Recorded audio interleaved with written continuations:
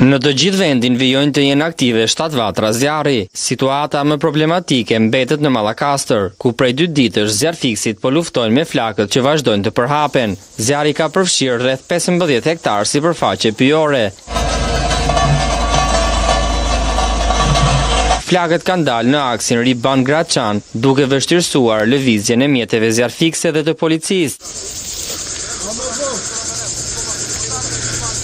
Terreni i thyer, bimësia e dendur dhe era kanë penguar ndërhyrjen nga toka, ndërsa forcat zjarfikse po punojnë për të mos lejuar përhapjen e zjarrit drejt zonave të banuara. Era e fortë ka favorizuar flakët që kanë kaluar rrugën e Panahorit. Kryetari i Bashkisë Mallakastër, Qerim Ismailaj, e cilësoi situatën si problematike.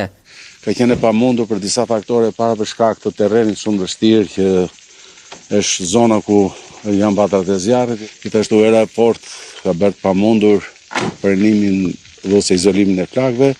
Gjatë ditë të dieshme dhe të sotme vatra e zjarrit është zgjeruar pavarësisht ndërhyrjes dhe koordinimit të gjithë forcave në terren, mbështetjes nga KMC-ja dhe mbështetjen me mjetet ajrore, helikopter dhe avion për shuarjen e flakëve.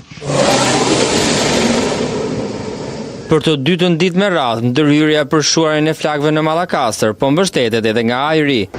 Në operacion është angazhuar avioni zjarfikës Air Tractor AT-808 Fireboss, i cili ka kryer fluturimin e parë operacional në Shqipëri.